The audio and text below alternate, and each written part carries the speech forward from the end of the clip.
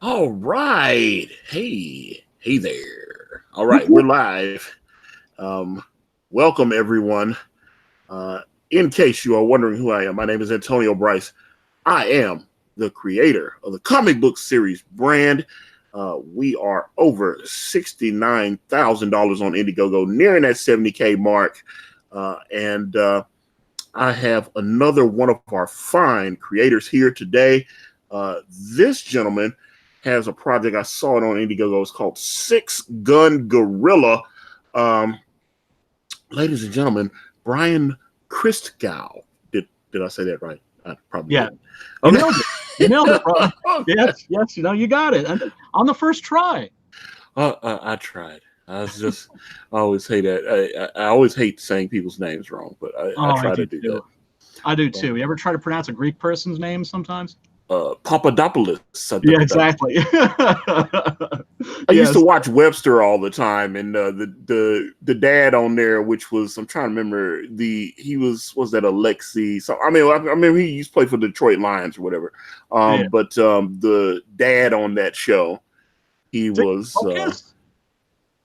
no, it wasn't Dick Buckus. It was damn No. Ah, it's on the damn tip of my tongue. yeah. That's why I was like I thought it was Alex Karras or some stuff like that. It might be, I don't know, but either way, his name was Papadopoulos. That was the character's name. Right. So Right. I just thought that was funny. So, oh, but how are you doing, sir? How are you? I'm okay, man. I'm okay.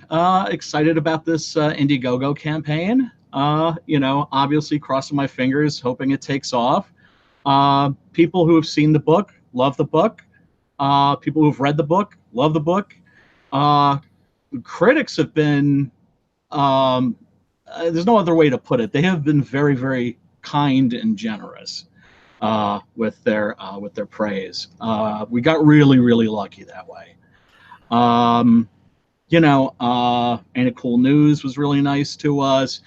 I got the endorsement of one of my favorite authors, Joe R. Lansdale. You might know him. He did a series called Happen Leonard. Mm, Um, I saw the show. I watched Happen Leonard on what was it on the not the sci-fi they had Sundance. Sundance Channel. Yeah, Yeah, and he's a longtime comic book writer. He's written Conan comics, did a bunch of Jonah Hex stuff, and I've been talking to him a little bit on Facebook, and I was like feeling a little ballsy. I'm like, okay, well, let me, just say, shoot him a little private message, say, hey man, like, I think you might get a kick out of this, and he gave me like this awesome little blurb to use. It's like, yeah. Hmm. So I'm if I have any word to use, it's grateful.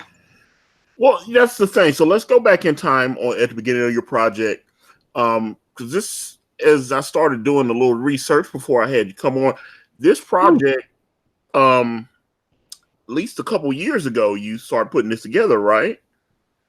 Yep. Yep. Uh, I remember actually where like the moment it began. I was browsing a website on Golden Age superheroes. Doc Savage, the Shadow, the Spider, Yep. Green Hornet, all these cats, right? Things that were about to go into the public domain. Yeah. But I wasn't. Honest to God, I was not there looking for something like I'm gonna do a comic book. Let me find something that's gonna be public domain and let me use that. Honest to God, no. I was just scrolling through and I saw Six Gun Gorilla, and it just basically set off like a firecracker in my head. Like, well, I should say a big firecracker, like an M80 or a Blockbuster, one of those. Because as a kid, man, I just absolutely was obsessed with gorillas. I had seen King Kong, I had seen Mighty Joe Young, and as a kid, those movies just blew the top of my head off. And I also loved westerns. And that title, Six Gun Gorilla, it was like, it was one of those titles where at first you're just like, man, that's ludicrous, and then you're like, actually, you know what? That might actually be kind of cool. And I remember this distinctly. Forgive me for including these completely superfluous details. I hopped in my car and I was driving to a local shopping mall because they had Arthur Treacher's Fish and Chips, and that's my favorite junk food. And on the car ride over, I was listening to the soundtrack to Hawk the Slayer, of all things. And by the time I parked, I had the entire story. It's one of those rare cases where a story just completely built itself completely in my head. It just popped up like whole cloth, and just from that title. Okay, I like that. But okay, here's something else I wanted to mention, because when I first started trying to do the research for this particular stream, I noticed that there was another Six Gun Gorilla that came out on Boom Studios. Oh yeah. So it came out a few years ago.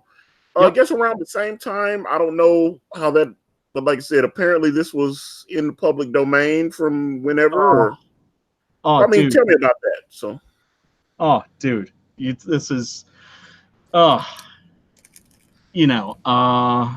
so, character was in the public domain, and I had already written the script for the entire 10-issue arc.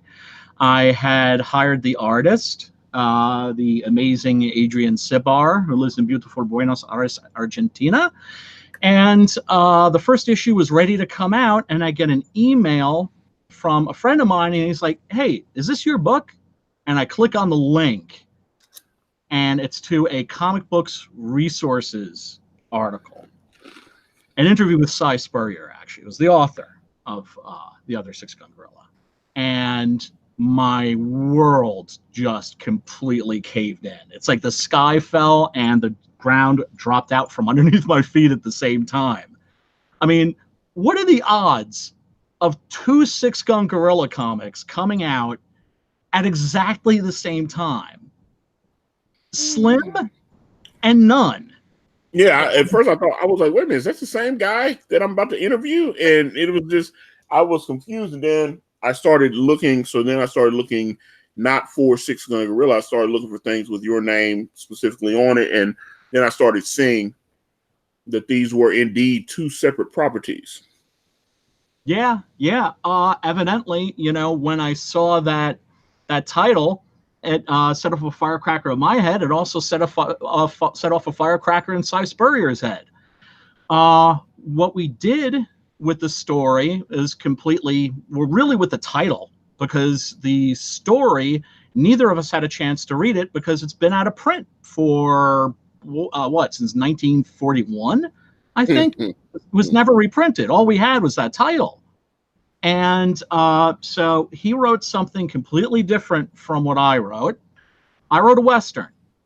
He wrote a science fiction story where, it's like a dystopian science fiction story, like The Running Man or Westworld or something like that.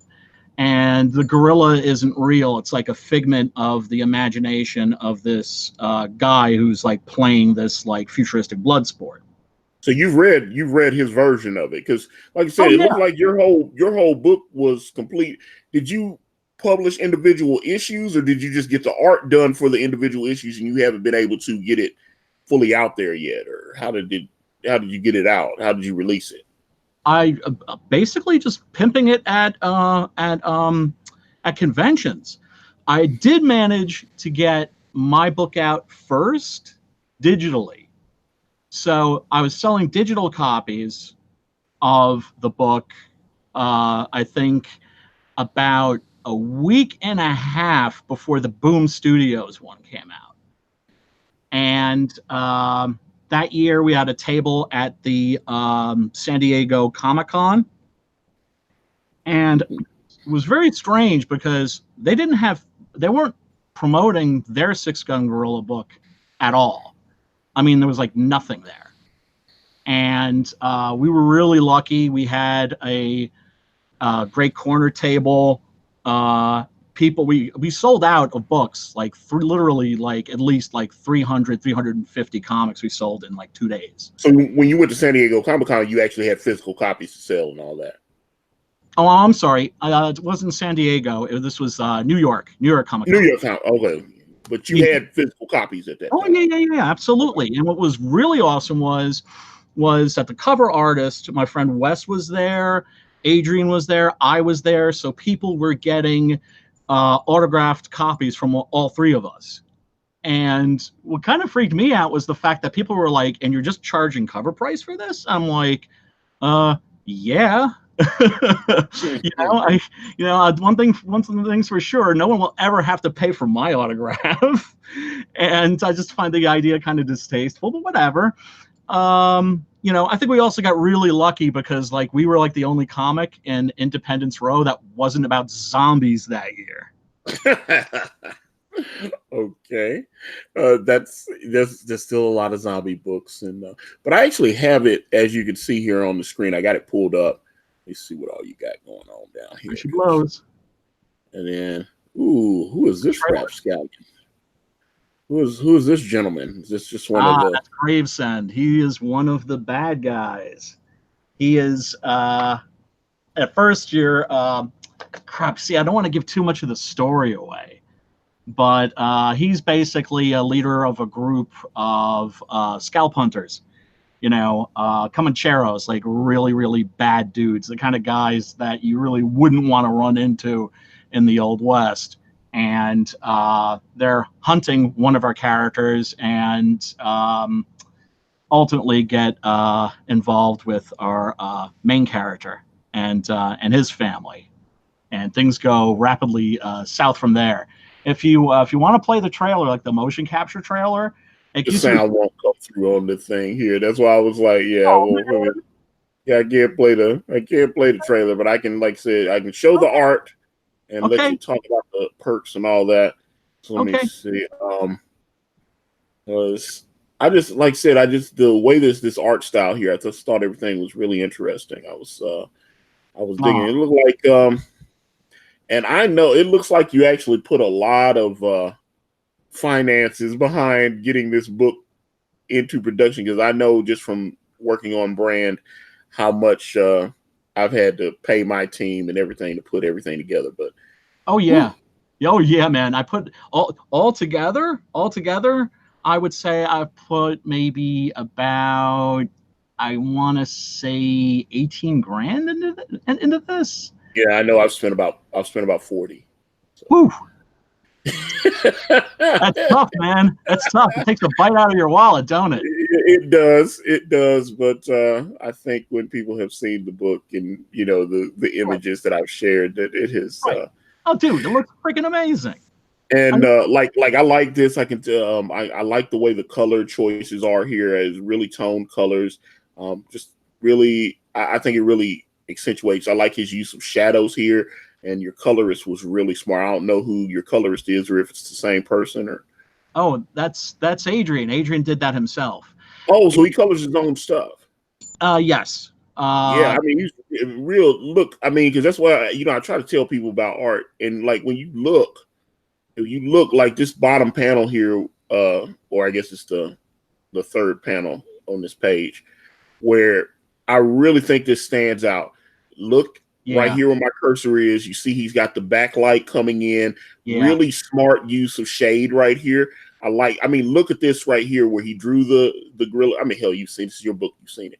But I was like, that use of shading with that the back leg there, and then it obviously the light source is coming from behind, it's shooting forward, and then right up under here. The shading underneath the tree branch as well. I just really, really smart use of colors. I thought that was nice. So I really dug that. And then just really, so your guy is actually coloring this book as well. So that's fantastic. Or is he just doing it or do you have a flatter or any of that kind of stuff on the team, or is he just handling all this? No, I believe he's doing it all himself. I think some of the later issues he's worked with a colorist, just for time reasons, because he's Yeah. working on a lot of he's working on other projects too. He's got his hustle going on, and I actually picked him out of a group of God, man. I placed an ad on digital webbing. I happen to know Ed Dukeshire. He is a dear friend of mine. That's my buddy. So yeah, I know Ed Dukeshire very, very well. Keep bugging him to try to come on this channel. I'd love to talk to him. He has given so many people opportunities in this business and maintains a lot of those relationships. So I would love to talk to him sometime. He is a great guy. And that would be great. That would be great. I'd like to learn more about him. I wouldn't have been able to put this book together without that site. I'll tell you that much. I put in an ad for a paying gig, and so I got inundated with art. I was telling people I don't want to see covers. I don't want to see sketches. I just want to see sequential art. I want to see if you can tell a story on the page. And Adrian's sense of composition, of course, as you were pointing out before, is impeccable. There's so many great things I could say about his art. The one thing that really stands out for me and makes it special is that it has heart. He invests his work with a real sense of emotion, especially when I really need it. Because as silly as the concept may seem, I believe that this sort of a thing it's most fun when it's played straight, And so there's some pretty grim moments in this, particularly in the first couple of pages. I didn't include those, but in the Indiegogo. But people will check it out. They'll see what I mean. All right, so got some comments from the chat, so let's get into it. Let me see. Jalapeno Milk. He says, Jalapeno Milk says, I backed this book within minutes of looking at the art on the campaign. And so, well, there you go. Let's see. We also had, let's see. Rusty Dale says, good day all. Read the first episode of this and loved it. Great concept and good art to boot. And let's see, Seamus McCallahan says, this is on my list of books to support this weekend. Okay, so it looks like you're going to get a couple of backers in there. And then, okay, now here's something. Vazin Kazi says, Brian's signed trade paperback doesn't charge shipping for international. Fix that or you'll be digging your own grave. And I can tell you, I had made that mistake on an early perk. And I had to shut that perk down and set it right back up because I actually had to refund. I contacted those backers. Fortunately, I only had a handful of them, and I refunded them all. And I was like, hey, if you want to come back, but I was like, it wasn't charging shipping, and I didn't want to lose I didn't want to lose everything I had on. Because one thing I can tell you since the campaign started to take off is I've gotten several international backers. So I was like, I couldn't afford to take a loss on that. Oh, trust me, I am going to be touching up my perks. That's okay. The more I learn from you, from EVS, from your boy Zach, from everybody that's part of CG. The more I watch and listen to you guys, the more I learn, and I'm going to keep learning. And hopefully y'all will give me some brutally, ruthlessly honest criticism. And point things out like as you just did. Yes. Yeah, well, like I say, he's just trying to look out for you because I'm telling you, I know how much the international. I don't think I charge. In retrospect, hearing people like Dr. Naple and hearing Mike S. Miller talk about shipping Lone Star out of the country and stuff like that. I know John Malin said he spent about $15,000 handling shipping. Oh. I was like, yeah. So, but I mean, he did over $100,000 on the campaign. So, what are you gonna do? Oh, there you go. But I mean, I had a lot of international backers like I do. I know I've got like about 80 international backers in Australia alone, and then I've got like New Zealand, I've got Hong Kong, Japan, I've got Germany, France, England. So. Oh, that's awesome. Yeah. So that's what I'm saying. I'm mindful of it, so it's something you definitely need to be aware of. But yeah, I'm going down here. I'm checking because you had some really cool concept covers, and you said you released the entire book digitally, or just the issue or so of it. Or... Okay, here's the thing about releasing digitally. If you release through Comixology, forget about it. You probably already know this. You're not making any money. They take Jeff Bezos, that vampire, takes 55 cents off of every dollar, man. I was an employee of Jeff Bezos for about 7 years. So really, yeah, I work. There's an Amazon building here in our town, and they built the Amazon here in Murfreesboro, and I was working there when the building first opened up until a few months ago. So yeah, fortunately, doing this has allowed me to just kind of go off on my own. And so, but cool. I worked for Amazon. Yeah. So, did you ever meet him personally? Did he like walk in the building and everybody's eyes started bleeding or something? He went to the Chattanooga building because President Obama came there. Yeah, I mean, the president come, you know, he's going to show up. And, but he sent some of the higher ups. We had like probably second, third highest paid employee in the company come to our building. You know, he came and, you know, hung out for a couple of days just to see how the facility. But I mean, we were crushing numbers at our building, which is Amazon being A3. And when the holidays came, it was crazy. So, all right. So I'm down here where you're showing these little concept covers and different things, and you've got some cover work from some stranger that I've never heard of by the name of Kanan White. Some dude, I never heard of him either, but man, he can draw, can't he? Yeah, I keep, yeah. Yeah. Kanan's amazing, man. Woo! He's all right. I can get yeah, you don't want to blow his ego up too much. Yeah, trust me. I was like, I always let him know because let's see, Wes Huffor, right here. Yeah, I like that. Love this cover. And that one too. Yeah, man, get it. All right, brother. I love these. These are great. Okay. So you had him do 3. You had him do 3 for you. Oh yeah. Wes is a good friend of mine, and he also really showed me the ropes. You know, doing the convention circuit. You know, he's the one who taught me my my hustle, as it were. You know, like if people would walk by, he'd be like, "Why did you just let that person walk by? They just looked at the table. Hand them a flyer or something." So, yeah.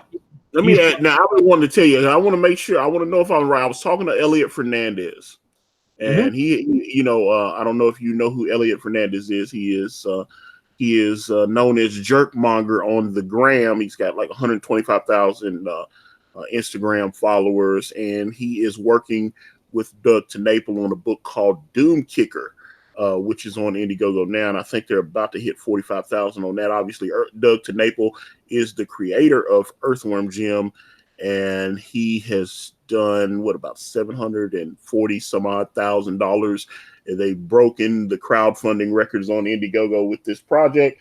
Oh my God!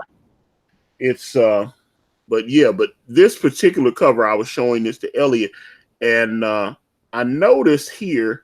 You had he shot the gun out and he's got the smoke. Now, if I'm not mistaken, I showed this to Elliot. I said, this is a rhinoceros right here, the smoke or whatever. That's what it looks like to me. Am I wrong? I understand that. I understand that. I don't think that that's intentional. I think it's one of those things where, you know, you look at a cloud and you see things, you know, but it's because that's the way the human mind works. But I mean, it really looks like a rhinoceros. You might be right. Chadwick, by the way, what's really just mind-boggling about his work is that he just works in pencil. And if I'm not mistaken, that illustration is all pencil, maybe some charcoal. Does these amazing, beautiful photorealistic cover work like that. I mean, I saw that and that just blew my mind. I've been super lucky with all the artists I worked with, all of them. Yeah, I told Elliot, I was like, he hit this like rhinoceros in the smoke here because I was like, you can see the horn, and I was like, that looked really cool. And now you're kind of like bumming me out because I was like, it does look like a rhinoceros right there, though. And I'm not saying it doesn't, man. I'm not saying it doesn't. And you know what? I should get in touch with Chadwick and be like, okay, man, you got to settle this for us. Is that a freaking rhinoceros or not? I mean, it was like I saw it, and I was like, I think he hit a rhinoceros in the gun barrel. Which, if he did, I have to give him major props for that because I was like, that's fucking baller if he did that. And I was like, man, because I saw it. I mean, you look at it, and you look, and the smoke is coming obviously out of the barrel, which this effect here on this is incredible. And I mean, man, just look how that smoke dances around, and it comes up, and then here you go. It's the rhinoceros right there. It clearly looks like a hook right there, the horn, and there's like an ear and some eye. I was like, did he do a rhinoceros horn? I thought it was cool. I was like, wow, if he hit a rhinoceros in the smoke, that would be dope. Here's the thing. I'm not saying you're wrong. I think I'm not saying you're wrong. It hurts my fifis that you are saying. I got all excited. I was like, he hit a rhinoceros in there. And I was showing it to Elliot, and Elliot was like, oh, that's cool. And I was like, and now I'm like, sorry, Elliot, I was completely full of shit, and I was lying to you. Okay, I apologize to your fifis, please. Yeah, but I thought I love the image, though. Whether he hid something in there or not, I think this is still an incredible image, but it does look like he hit a rhinoceros in there, which I think is really cool. I was like, wow, just the way that smoke comes, it just kind of, it's just a great shot. And he still have the original art to this, because that's a great picture. I think he sold it. I'm sure he did, because it looks incredible. Oh man. I've bought a cover or two. I was like, I might want to see, could I procure that? Let me see, but here is Matt Slay. Matt Slay's cover for Six Gun Samurai. Because I was like, dude, you, like I said, I know you're releasing this. How many issues are going to be in this particular trade paperback? 6. The first 6 issues. So yeah, so if you back this now, you'll get. So how many pages is that total? Do you know? Roughly 144. I mean, I might throw in some extra stuff, maybe some sketches. Also working on like a scrapbook. That that's going to be one of the perks. But I'm guessing the page count's going to be like 144, 145, something like that. Okay, but yeah, I like this. All this stuff looks. This almost has. It almost reminded me of like a Jay Lee almost. Yeah, it's like this had like a Jay Lee type vibe here, and that's when I saw it. I kept coming back to this page. You notice I tweeted it out a couple times. I was like, man, I want to get some eyes on this project. I thought it looked really really cool. Let me see here, and then Nate, what's that, Bellegarde, or I'm probably butchering that. I believe it's Nate Bellegarde. I'm not really great with French names, but yeah, I think that's it. It's Bellegarde. Oui, monsieur. C'est sacré bleu. Hey, man, I'm a Pepe Le Pew fan myself. Oui, Pepe Le Pew. Well, let me get up here and actually look, because I want to make sure everybody knows exactly what they're getting. They get down with you and get this. Okay, so you got the digital download for $10, and you get the digital download to get you the whole 140 some odd pages. Absolutely. Oh wow, that's fantastic. Absolutely. Okay. For $10, 10 whole shekels. Yep. You can make it happen. Absolutely. And the thing is, it's like I don't feel bad, letting that go for $10 because it's a PDF. My printing overhead is literally 0, so it's all good. It's all good. I love that. So okay, let's get down here. Volume 1. Let's see. Volume 1 trade paperback sign. Now I'm looking. I noticed you don't. Do you not have a featured perk? on this? You need to put a feature perk on your campaign. Feature perk. No, you don't have one yet, so you need to. Out of all these deals that you have on your Indiegogo, what do you think is your best deal? My best deal, I believe, is the. Let me see. Just looking at it right now. Let me scroll down. Yeah, you'd think I'd be a little more familiar with my own Indiegogo campaign, wouldn't you? Hey, trust me. Let's see here. Let's see. Okay. Well, we got the TPP plus the scrapbook. That's $50. That's also I got to change that so that also includes a digital download. I mean, I kind of assume that that's just what people Okay, so that's a Gorilla Biscuits, a 6-gun Gorilla scrapbook. So it's the trade paperback and a scrapbook for $50. And now, when we get off the air, I want you to take that perk right here, and put it, go into your creator dashboard and make this the featured perk, so that when people come to your page, they'll see that right at the top there. It'll be highlighted, that way, because I think that's a good deal. You get the book and the scrapbook, $50 out the door, shipped to you, and it's going to be signed. Is that not correct? Absolutely. I mean, not that my signature really counts for much right now, or maybe ever. Who knows? But yeah, no, it will be signed, and yes, I will definitely do that, sir. All right. Okay. So, and then you got this trade pack, the trade paperback, the scrapbook, and some floppies. Tell me what that is. Now, what's going on with that one? These are convention leftovers from the, let me think. I think it was the East Coast Comic-Con, I think. It was actually you had some leftover issues. I kind of like over-ordered, which I normally don't do, but in this case I did. So I've got floppies of the first issue all the way up to about I think number 5. I think I got a couple of number 6. Got a whole bunch of number 1s, that's for sure. A whole bunch of number 2s.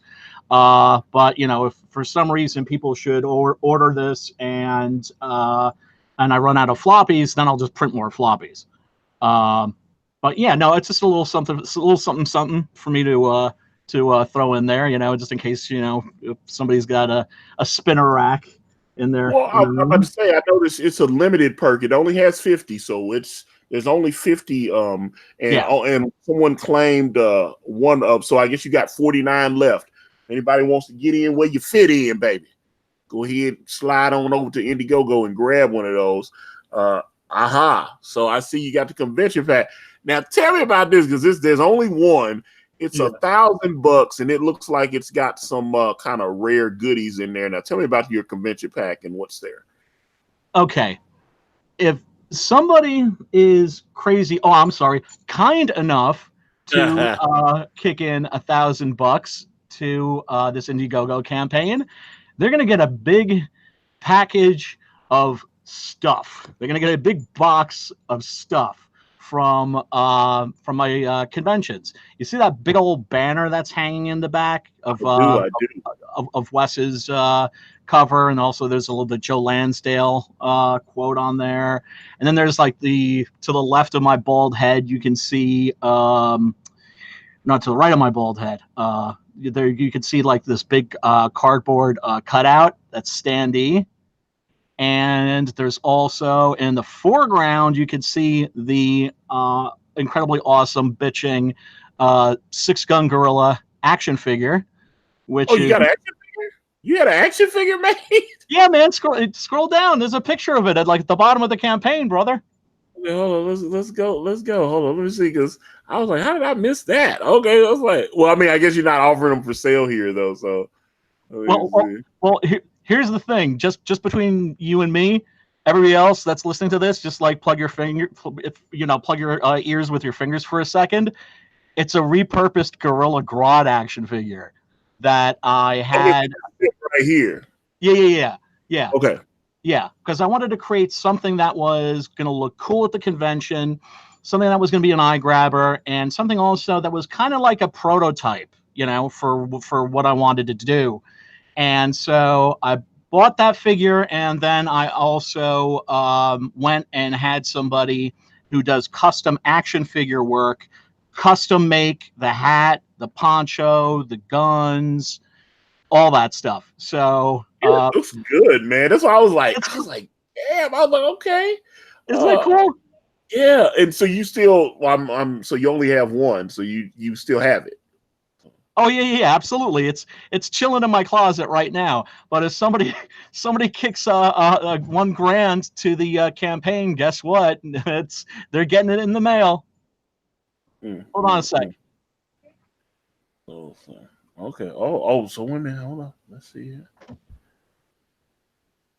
Oh, Sorry about that. Just had to step away.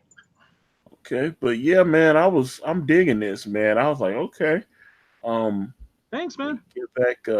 That's kind of cool. I'm kind of jealous now. I'm like, because I'd like to have some brand. I definitely, a lot of people have been like, man, you need like a Dark Santana action figure or something like that. I would love to have. Oh my God, dude. So. Antonio, look, there's guys on the interwebs who do incredible custom action figure work, right? They'll take old action figures and they'll take them apart and they'll make new ones. And they'll sculpt like original heads and do really, really incredible stuff. So there's no reason why you can't at least get a prototype. Well, this is man. I mean, well, no, actually, I belong to a few quote unquote underground sculptor groups on Facebook where it's a lot of these crazy sculptures. They do like 3D sculpts, and then they sell like illegal sculpts of like Marvel and DC, So it's just basically anything, they can make a Vampirella sculpt. Someone will make and I mean, these guys are as good as anybody working at like Sideshow Collectibles or anything. I mean, these guys are amazing. Most definitely. And one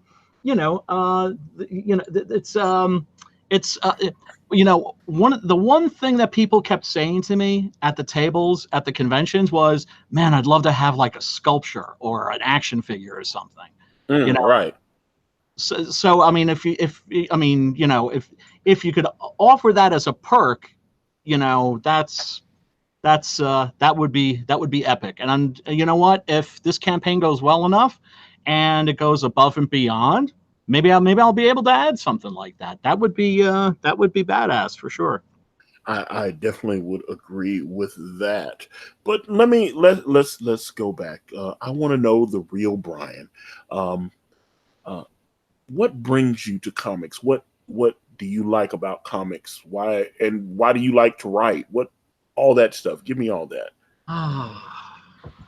When I was a little boy, I remember going over to a friend's house, or it was like friends of my parents. We went over, and this was like a really, really, really early memory. This is going really, really far back. And I remember having an issue of the Fantastic Four, the old Lee and Kirby Fantastic Four. Oh. And it just freaking blew my mind.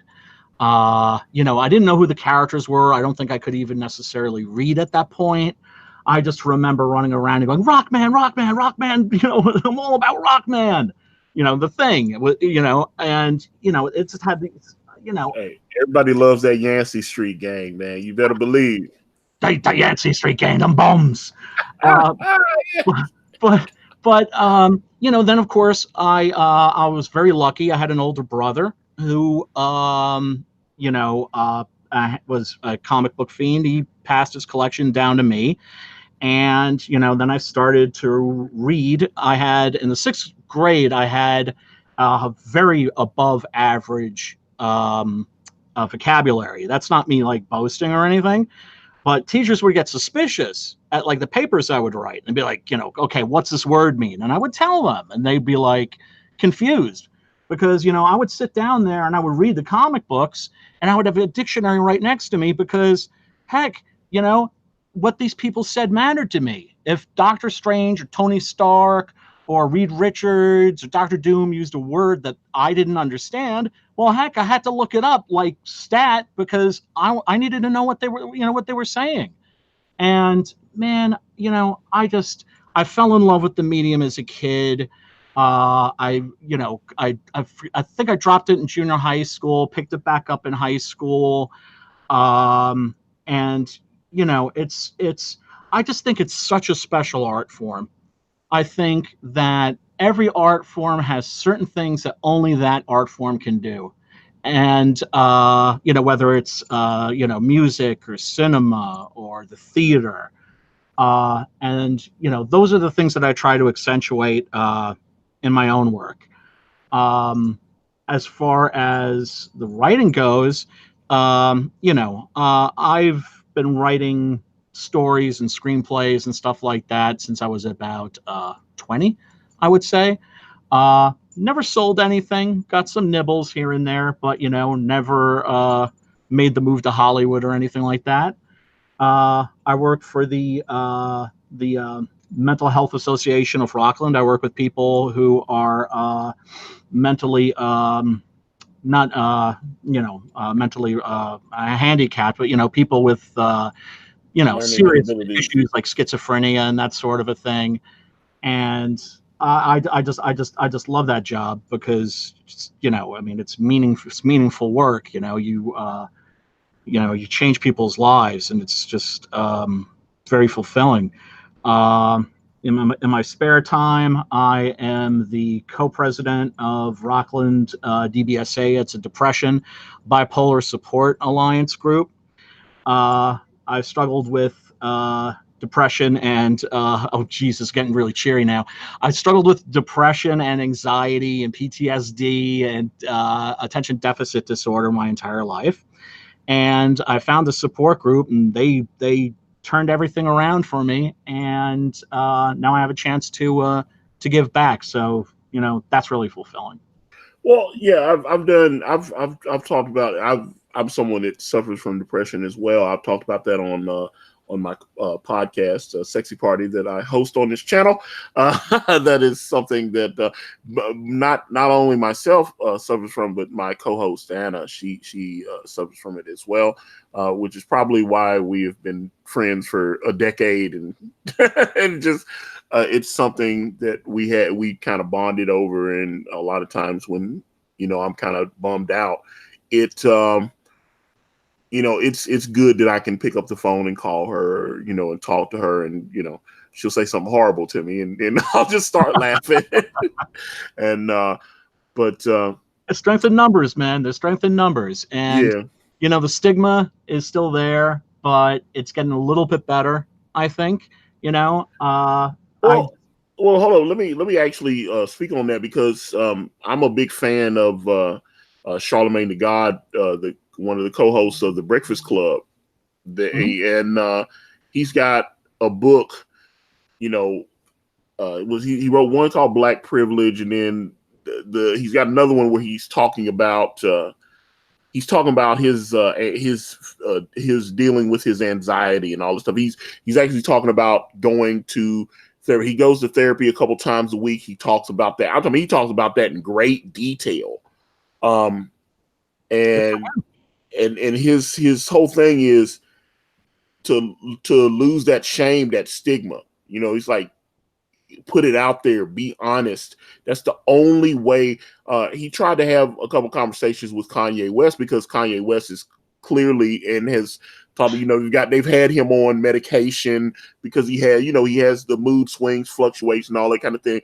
So I definitely get that. And as opposed to just, oh, that guy's crazy and blah, blah, blah, and talk about it, get that stuff out there, because, I know when I do Sexy Party, a lot of people listen to it, but I get messages sometimes, and I know, they don't want to make a public comment, but sometimes I know there are people listening to it, and they were like, man, you said something that really, it was just, there's been a couple times where I got some serious messages, and I was like, wow, I didn't, you never know who's listening. You never know what someone's dealing with.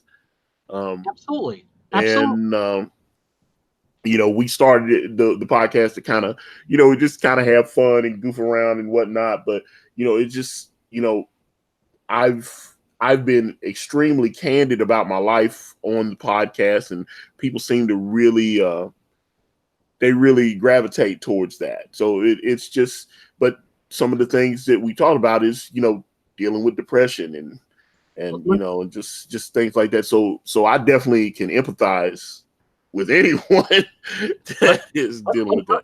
Let me tell you about people like us. We are the most real people you will ever meet in your life. The people in my support group, for instance, didn't sugarcoat anything. When we get new people, they're just out of the hospital or they've just been diagnosed. They're at the lowest point. We do not BS them at all. We give them the absolute truth. And the absolute truth is that the vast majority of people who suffer from conditions like ours respond very well to treatment. The trifecta seems to be the right medications, the access to a really good therapist, and a support group. And I would encourage, I hope you don't mind me doing a quick plug here for. That's what we're here for. Plug. Okay. Yeah. You can look up the DBSA, it's the Depression Bipolar Support Alliance. They have a national site, and they got chapters all across the world. They even got one in Hong Kong. And there's a group finder where you just put in your zip code and you can find a group most likely somewhere close to you. And I would suggest that if you deal with a mood disorder, go and check it out at least once. It's going to be brutal walking through that door the first time, but doing so will show that you have courage. And if there's two things that you need in the struggle against mood disorders, it is courage and a sense of humor. And that's my lecture for the day. But man, I dig that. I appreciate it. It's like that's the thing. That's why I mentioned Charlemagne. I agreed with him 100% that the only way, because people were wondering when I started talking about dealing with depression and stuff like that, why I talk about it. But I agree with Charlemagne. The only way to lose that stigma is to actually be honest and have conversations. And then, when you put it out there, you're surprised. Someone else is like, oh man, my brother's going through something very similar to what you were talking about. And it's, and I think that's, that it's important to talk about it. Don't be afraid to share. Well, one of the things that breaks my heart is when I go to my group, it's like 99.9% white folks, and that's not an accurate representation of my community, not even close. We have one black dude who shows up, and he's from Ghana, West Africa, and he can't even tell his family. He tells his family he's going out to get gas. He has to hide it from his own family. And oh wow. Yeah. And it's like, that's one of the things we're trying to figure out is how can we reach the black community? How can we reach the Hispanic community? How can we reach all the other communities, people of color? Because it's obviously the stigma must be 100 times worse in those communities than it is in ours.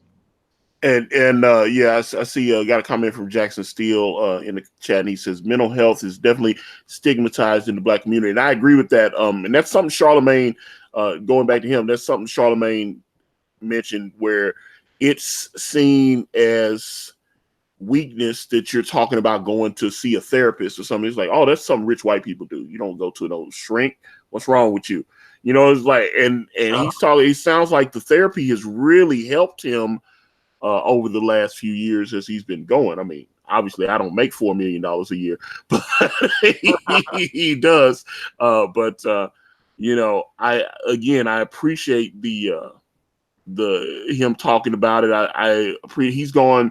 He's done. It's like, hey, this is Mental Health Awareness Month, and I want to put a spotlight on this. And this is I think it's important that he talks about that kind of stuff. I think it's important for just regular folks like yourself and myself to talk about it. So that's why I talk about it, and I definitely applaud you for bringing it up.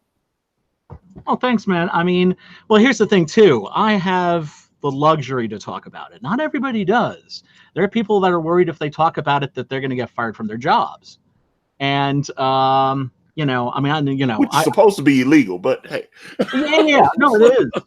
It is illegal, but you know, it's also that would be a kind of a hard thing to prove because unfortunately, you know, very often when people find out what we have, the response is fear. You know, they're just thinking, "Oh my God, this guy's crazy. What's he going to do? Like, come after me with a chainsaw or something?" You know, and that's why, you know, a lot of celebrities have been coming out. You know, Dwayne the Rock Johnson, the People's Champion. People's champion, yes. Yeah, he came out recently. Was on the cover of a magazine for people with depression called Esperanza. Well, I thought he was saying his mom suffered from it or something. I thought that was the thing that his mother was kind of dealing with. When he was a child, his mother like tried to commit suicide. There was some serious stuff that he talked about dealing with his mother as a child. He was very open about that. His mother like tried to walk out. He was like 14, 15 years old. And I think this is when they were still actually living in Tennessee. He was actually living in the Nashville area, and they had gotten kicked out of, they were like staying in these motels or something. And, you know, Rocky Johnson, his father, kept, you know, like working, you know, he was trying to be a wrestler, and, you know, they had kept having to travel all around, and they gotten thrown out yet again. And his mother got like real, but she tried to walk out in the middle of the highway and get hit and stuff. Yeah, he talked about that. I was like, wow. Yeah, I mean, so, I know he deals with it himself too. And you can definitely pass it down. I believe. Yeah, there is a genetic component. There's no question. You know, when my mother is anxious, you know, I just look at her and I'm just like, oh man, so that's where I get it from. So yeah, trust me, I definitely, I can relate. I've dated a few women that have, you know, they've been like bipolar and stuff like that. So yeah, there's been some strange things. I've experienced some stuff. I've lived a life. So, oh, me too, man. Me too. So yeah, man, this is fantastic though. I appreciate the conversation. I do too. I do too, sir. You know, and hopefully we haven't bummed the audience out. But the thing is, it's like there's nothing to be bummed about when it comes to this subject, because like I said, you know, the hope is there's real hope, and these are treatable conditions. I always compare it to diabetes. You know what I mean? You take your meds, you do what you're supposed to do, you take care of yourself, and you can live a happy, full, productive life. Very, very true. And I'm saying that as a diabetic. So, oh man, so you got the double whammy. Oh, yeah, well, there you go, man. What are you gonna do? Yeah, you know, it's like, hey, man. But I've been doing pretty well medically when I've been getting my checkouts the last few months. So I'm patting myself on the back there. Rightfully so. Yeah, man, and hopefully I will continue progressing. You know, I can honestly say I'm not on insulin anymore, which she took me off insulin sometime last year, and you know, I'm just like everything's like on pill forms and stuff now. I don't have to inject myself anymore. I don't miss the shots. Oh man, I can imagine. Yeah. Yeah, I definitely don't miss having to do that, and so like I said, you just keep working it and listen to your doctors, and you know, just communicate. But that is, you know, that's part of, you know, trying to maintain and taking care of yourself and all that. So but let me ask you this. So this is 10 parts, but the first 6 parts are in this trade paperback that you are offering on the Indiegogo. Yep. So that would mean that I'm assuming there will be another crowdfund if this one is successful for book number 2. Yep, absolutely. And also, when people contribute to this campaign, they're going to know that the work on the next volume is already underway. The 7th issue is already complete, and Adrian's already drawing the 8th issue. So we're getting closer and closer. And you know, I mean, I think, you know, we were talking about comics before and we got sidelined, but you know, it's been painful to watch what the industry has become. Yeah, definitely there. Can I say that? Yeah, it's a disgrace. It's just really sad. And here's the thing: I know people are complaining about liberals and everything. Man, I'm a total lefty. I'm a But you're a normie. See, that's what Zach's always talking about. There just, you know, there are normies and then there are SJWs and stuff. It's like you can be a normie Republican, you could be a normie liberal, and then you could be a SJW Republican, you could be a SJW liberal. You know what I'm saying? That's the difference. Just normies, you know. Well, man, let me tell you, you wouldn't have, no, I definitely wouldn't have been able to wear the label of normie back in the day, man. I was a part of the punk scene. I was part of the goth scene, rocking the combat boots. The really okay. The really long hair, the black nail polish, and everything. Shave your hair, hippie. Oh, like. Well, I mean, you know, I was a punk, and so we always, you know, hippies were our arch enemies. We saw them as like the people that ruined America, and you know, but at the same time, the older I get, you know, deep down inside, there is something very hippie-ish about me. I meditate, I do Tai Chi, I try a little yoga, I eat right, and also I'm a peacemaker, although I'm also not a pacifist. You know, I'm always, you know, my mother always used to call me like her little peacemaker. You know, when there was, you know, kids fighting on the on the playground, I was always the one breaking them up. And if, you know, adults would be arguing in a room, I would just like stick my fingers in my ear and run out of the room screaming. I got you. I don't like conflict, you know, and you know, what drew me to CG was I was on one of EVS's live streams in the chat, and I mentioned like, hey man, you know what? I'm a social democrat. I'm a member of the Green Party. I'm a total lefty, but you know what? On this, we agree. You know, SJWs have been like I mean, look, they're human beings too, but there's something a little cancerous about them, I might say. Well, see, here's the thing though, and this is one thing I've noticed. You just said something like that. You said they're human beings too, right? And that's the thing. Like Richard, when he did, you know, especially even when he was still Diversity in Comics, when he was doing his videos, he was just criticizing the work and their behavior towards the fans. And all of a sudden they're like, they need to blow him up. They need to find out who his kids are. They need to do all that stuff. And they were doing all this extra stuff. Yeah, at a convention, right? Didn't they have? Yeah, well, that was the Mark Wade. Mark Wade's like, if you see him, even if I'm on a panel and I'm speaking, you know, you can interrupt and bring me to him. I want to know exactly where. I was like, oh, come on, man. Says the guy who like evidently like threw something at Joe Sacco's head. Yeah. Joe Sacco, comic book artist. I think he shared like an office with Mark Wade, and so that Mark Wade like threw something at his head and just like barely missed him. Wasn't that at Cross Gen though? I think that was at Cross Gen, but I might be. I'd heard a story like that, but I thought it took place when Cross Gen was still happening or whatever. Yeah, I mean, look, there's so many people have lost their cotton picking minds.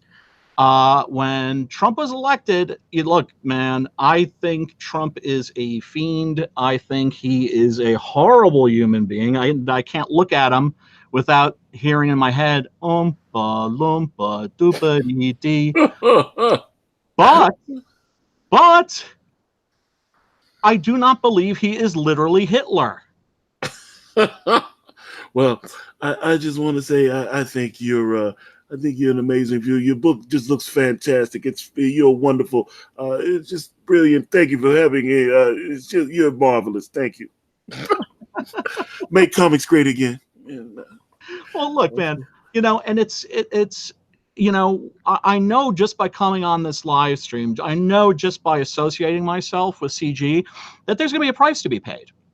That there are some people that are going to say you're going to brand me a Nazi, because if Trump is literally God. Hitler, and this is look, I'm telling you, man, my Democrat friends, they've Trump derangement syndrome. They've lost their freaking minds. Trust me, I remember. Now that was one thing that was so funny. I had to go to the Amazon building the day after the election. Fortunately, I'm in Tennessee, which is a red state, but few of my liberal friends were furious. And but I was laughing it up. It was a bunch of my buddies. We were just cracking up. It was like there's a lot of long faces in this bitch today. we were having a laugh. It was hilarious to us. There's people coming in here. People called out of work and did all. It was like it was depressed that day, and I was just laughing. I was like, hey, parking lot's kind of empty today. All righty then. It was like their whole world ended, and I was laughing my ass off. Look, man, nothing. I would look. I'm a Bernie guy, right? And they screwed Bernie at the convention, right? They rigged the primaries against him. So nothing made me happier than the sweet, sweet, sweet tears of the Hillary supporters. I'm sorry. There's this German word, Schadenfreude. Schadenfreude, yes. Right, which basically means you're getting off on somebody else's misfortune. And the sweet, sweet, sweet, sweet Schadenfreude that day, man. Yeah, but like I just recall that I was like I recall going to work the next day, and there was some depression, and I was just like I had a big smile on my face because I was good with it, but it was just I was like, hey. And look, here's the thing. When I went and I mentioned this on EVS's live stream, he was like, "Yeah, that's cool. You're welcome." Because to me, this movement isn't so much about hatred. I hope it's not. Ultimately, I definitely wouldn't be part of Comicsgate if I was. I'm obviously not down with white nationalists or any of that kind of stuff. So that's not good. So yeah, I would not. I would not be celebrating group. Being part of a hate group. That's just not how I get down. So okay. Yeah, and it's what I've always felt is that it's about a love for comics. So you and I and EVS and your boy Zach and the other folks, we may disagree when it comes to politics, but we are together in our love for comics. The medium has been driven into the ground. There's a very strong chance that Marvel Comics will cease to exist as a publisher in the near future. I don't think that's likely, but it's certainly possible. What I think is going to happen is they're going to end up farming those IPs to like other companies, and that way the Spider-Man will get made, but it won't get made by Marvel, and they'll retain obviously the film rights and stuff, and they'll just keep that because they're making a ton of money on the movies and the shows and all that kind of stuff. They're like, we're losing money on the comics, but we need the comics to have the IPs and.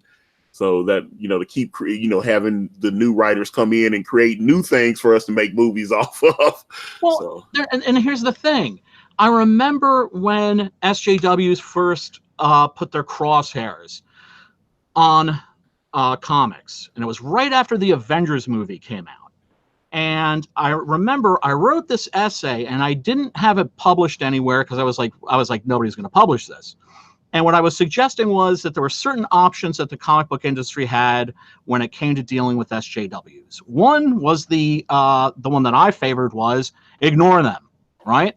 Hold up. I got to stop you, man, because okay. I see not only a dear friend of mine, but The man, the myth, the legend himself, Mr. Ethan Van Sciver, is in the chat, and he says, "Hi, Brian. I And the loved your history book." for Chizzy. So, well, hello, What up, Ethan. Dad? Aloha, my friend. I love you, brother. Thank you for popping by. But it's like Ethan's not even on the channel. He shows up and people start. They love Ethan, man.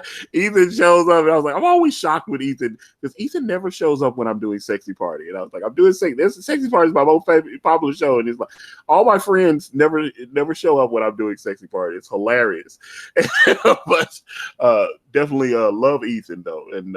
This, like I said, this book is incredible, and like I said, I love the little Kanan cover that he did because Kanan was like, "Yeah, I did that a couple years ago, or whatever." You know, it's been a minute. Yep. You know, so I was like, "Oh man!" But this is, you know, like I said, I think this is a great project. Thanks, man. I think looks like you sold a few books while we've been here on the air. I see a couple people have come in and backed you, and let me see where you are right now, because maybe you have moved another book or two. So let me see. You're at 475 right now, and you still got, what, 53 days left? And, yeah, man, let's see. Let's see. Oh, man. Okay, so Ethan says, I read Six Gun Gorilla Outside and loved it. Really cool. Great art. Bam. Damn. All Thanks, right. Ethan. Oh, can I say something real quick now that I got Ethan's ear? There's this whole Hail Caesar thing going on. Hail Caesar. All right. Right? Honestly, I think we should be saying Hail Arminius. Because Arminius was the guy that defeated 3 Roman legions in the Black Forest back in, like, I don't know, 80, 86 or something like that. And that's kind of how I see us. I don't see CG as, you know, the Roman Empire. I see us as the barbarians at the gates of the empire being the legacy comic book industry. And, you know, the gatekeepers, they see us and they're scared, and they're I guess they're definitely afraid. They're definitely afraid.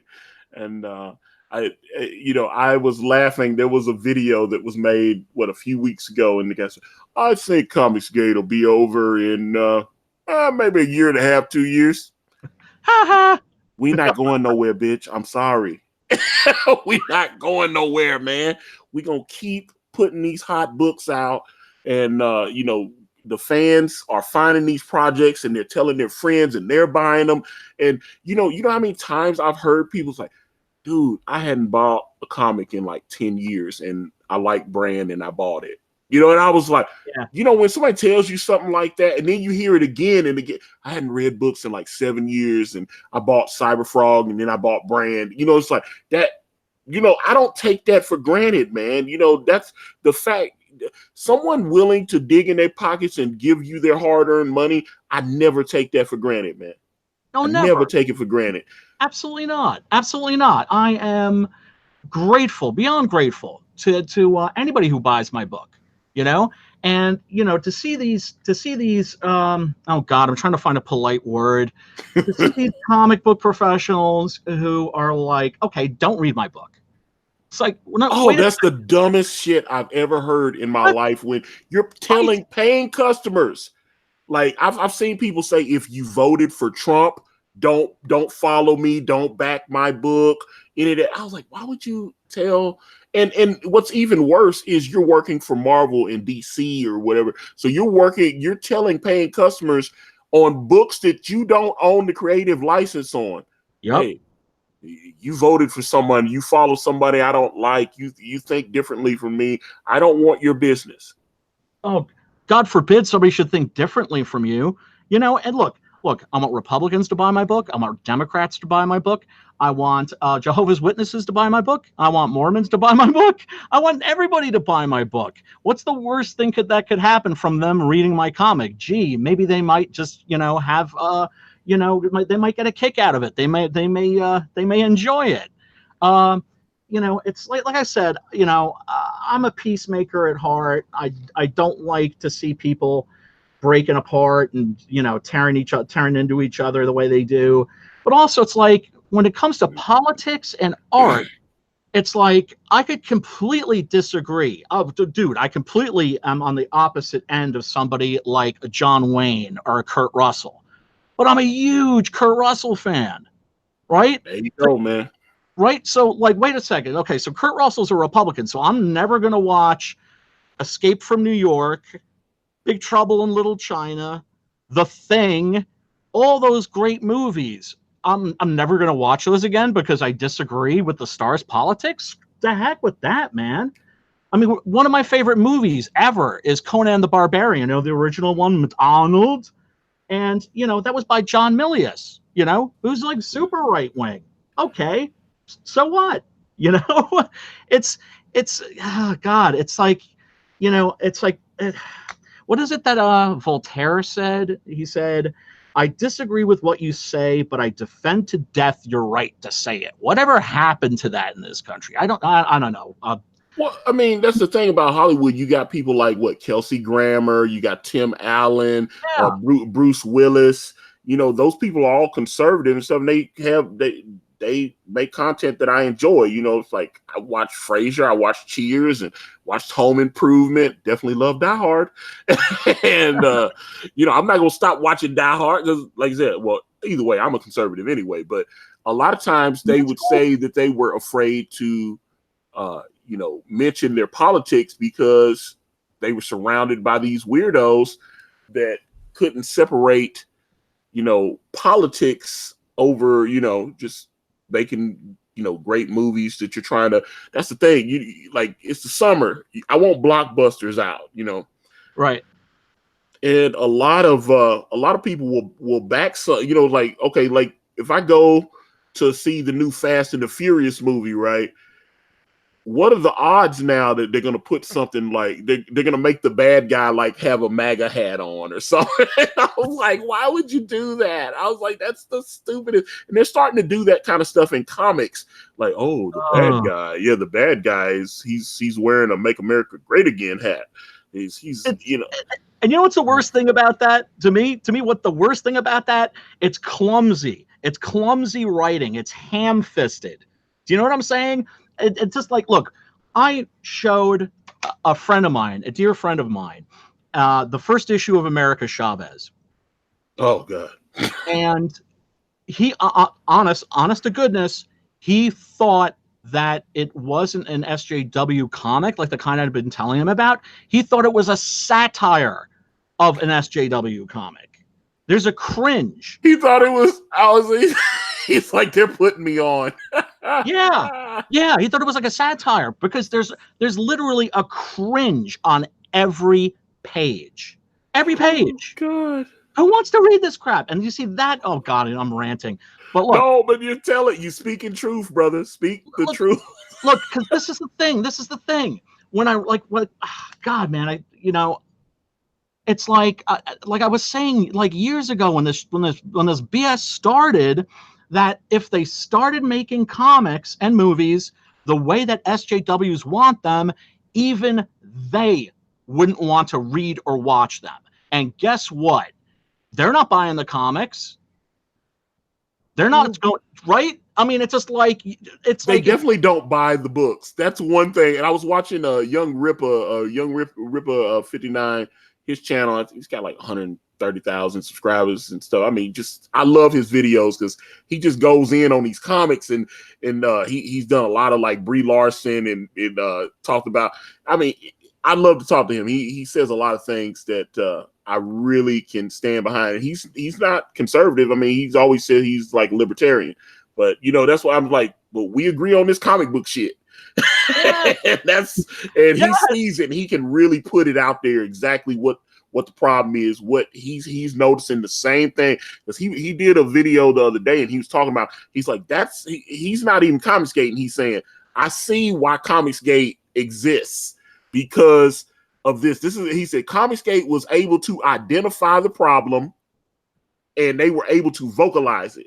They were really able to get it out there, and they were really good at getting that fan base together, and it's growing, and that's why those books are selling and the Marvel sales are down and the DC sales are down. He was like, and yeah, so there's a lot of eyes on Comicsgate. There's a lot of eyes on Comicsgate. So this, I was just like, whew, man, love it though. This is I just like I said, I just want, when I used to buy a comic book like in the 80s, there were women in it, there were minorities in it. It was just God. Dude. I'm sorry. I gotta go off here, okay? Have you seen the new thing that DC is doing where they're making their heroines fat and ugly? Yeah, I've seen some of those comics. Okay. Zach reviewed one, and those like they've got like they want the heroes to have normal bodies and stuff. Oh my god! Look! Like, do you know who gets reality confused with fantasy? Schizophrenics. Okay, people run out of their minds, lunatics, and it's. I mean, I couldn't believe it. I looked at this cover. Now, we all have our comic book crushes, right? One of mine has always been Big Barda, right? 7 foot tall. Oh, yeah. Brunette, beautiful brunette, legs that go on forever, booming figure, the kind of gal that you'd look at and you'd be like, oh, this is going to be something, right? Wait a minute. Did you check out that Female Furies miniseries? I saw Zach reviewing it, and like when they had Darkseid do a Me Too situation with Granny Goodness, I was like, oh my god, I cannot believe that someone did not go, hey, knock off the bullshit. What are y'all doing here? Someone let that go out, and that was hilarious to me. Look, it's like, I mean, I looked at one cover and they made Big Barda big, which is to say big in another way. They made her like fat. And I'm just like, what are you guys doing? It's like, it's like even women want to see hot women in comics because they like to fantasize. It's part of the whole power fantasy. It's like, who would want to see a Superman with a gut, right? He's got a beer gut. I've got a gut. And I've even got some man boobs going. I don't want to see a Superman with like a gut and man boobs. So, it's well. See, that's the thing. Like in Brand, the main character David Craven, he's a fat guy, and then he becomes this big hulking guy that's not a fat guy and everything. So when it's time to get into the action part of it, there you go. Yeah, it's definitely a different situation because he has an idealized form, where this is who he wants to be, but he has to eventually come back and become the big fat guy again. So it's man, I just, like I said, this is the book looks fantastic, man. This is I really love your project, and let's see. Oh, we had another backer. And matter of fact, let me see. He was in the chat because he mentioned he backed it. And you're over 500 now. Let me see here. Daniel C said, I just backed it. Backer number 17. Good luck, Brian. Well, I think, like I said, thank you. Please reach out to some of these other YouTubers. Reach out to John Malin, and if you have not already, and get this. Need to spread the word. A lot of times, the fans, that's because I can honestly say before Mr. Van Sciver saw my project and invited me on his stream, there were just fans just sharing it. That was and that's what continues to be the lifeblood of this campaign. And so Edgar Cruz says, I'll be backing at break time. So that's great, man. So that's why I'm saying this looks great. I really, really hope you get fully funded, and not only fully funded, but more. Because like I said, you're getting 6 books worth of content here. And then hopefully you'll give him enough padding in that bank account where he can come right back and do volume 2, which will have the other half of the story. So, beautiful art, beautiful colors. Sounds like you're a pretty intuitive writer, and you've got a lot to say. I got a big mouth.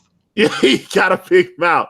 But Brian, tell folks out there, obviously go check out Six Gun Gorilla on Indiegogo.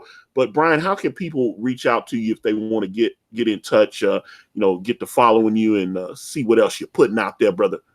Okay. First of all, once again, Antonio, thank you so much for allowing me on your marvelous live stream to pimp my comic. I really appreciate it. Everybody in the chats, thank you so much for your kind words. It really means a lot to me. It really does. And I'm very passionate about this project, and I hope that passion will be contagious. If they want to reach me, they can reach me at brianator@optonline.net. That's BRIANATOR at optonline.net. And SJWs, if you want to send me mail bombs, you can send them to 231 Treetop. No, that's better keep that on the down low. But you've got Twitter, obviously, and oh yeah, I've got a Twitter. There's also I should put up a link to the official Six Gun Gorilla Facebook site, which is already at I think 2,050. Oh wow! So. Yeah. These Good. are people that I picked up along the way, from the conventions and everything. Unfortunately, advertising through Facebook not so easy or good if you don't have the bucks. Yeah, trust me, I've been there, and but I think I've kind of figured ways around that now. I've been kind of smarter about how I place my ads and all that kind of stuff. Yeah. There's an art to it for sure. And, I know I need to get busier pimping this thing. I think there was, oh God, I forget who it was. It was somebody on your live stream the other night. It was like, hey man, you need to get busy with this thing. You need to start live streaming. You need to start doing something. And, I am ready to batten down the hatches, and, just also really grateful to be accepted as part of like the CG family. That's definitely very, very cool. And like I said, I believe in this project. I think it's a lot of fun. I think it's got a lot of heart. And hey, go on the Indiegogo, read the reviews, and see if it's something that you like. And if it's something that you like, by all means, support it, because I really feel that, the way that comic book stores replace the spinner racks, that Indiegogo and movements like CG are going to replace the comic book stores, that we're cutting out the middleman and getting the project right to the consumer, and that the consumer can also feel like they're part of it. Like they were instrumental in making it happen, because guess what? They are. They definitely are. They definitely are. I can attest to that from personal experience. But again, definitely, Brian, thank you so much for your time today. It was an honor to talk to you, sir, and love your project. I believe you're going to get funded here, man. This looks great. I know Ethan does not just give out silly praise, or he's very careful with books that he says that he thinks are good and everything. He's saying he enjoyed reading yours, so that gives me a huge surge of confidence there, because I was like, oh, this looks I try to find projects like yours, Christopher Rue with Iron Skies, which very happy that he got funded. Stephen Hart, Asami Children of Rusu, he got funded, and a lot of those guys, this was their first stream, we're right here on this channel. I don't take that for granted. People help me, obviously Ethan, Mike S. Miller, John Malin, Edwin Boyette, those people, took their time and they really helped lift my project up and get it in front of people. And so I feel like I have a duty to try to find projects like yours and get some eyes on them. Just sometimes people just need to to see them, and you know, and that's the only way to you know, put them out there. You got to get, so you know, I'm sharing this platform with you, and hopefully we'll have you back sometime in the future, because I want to get a stream of a couple of you guys together, you know, as opposed to, you know, just a one-on-one, and then we'll just have like a kind of a group hangout. That'd be awesome. You know, and like pimp some comics, man. We want to do that. So I'd love that. All right, guys, we're gonna get out of here. Big thanks to Brian Christgau for joining us. No. Today. No. Thank you, Antonio. Oh, okay. Well, okay. I was like, oh no. I was like, what I do? What I do? You're doing me the solid. You're doing me the solid. I thank you, brother. Well, thank you. But but all right. A real pleasure. A real pleasure. And everybody, thank you so much. All right. I'm gonna wrap this video up. And if you guys want to reach out to me, I'm on Facebook, Instagram, Twitter, and right here on this YouTube channel. Everywhere is at Akari Press. And if you type in AkariPress.com, it will take you directly to my Indiegogo campaign for my comic book series brand with the phenomenal Kanan White. We're on Teespring. We're on Amazon.com. The links to those are in the description. Thank you guys so much for watching. Please, please, please back Six Gun Gorilla. I'm out.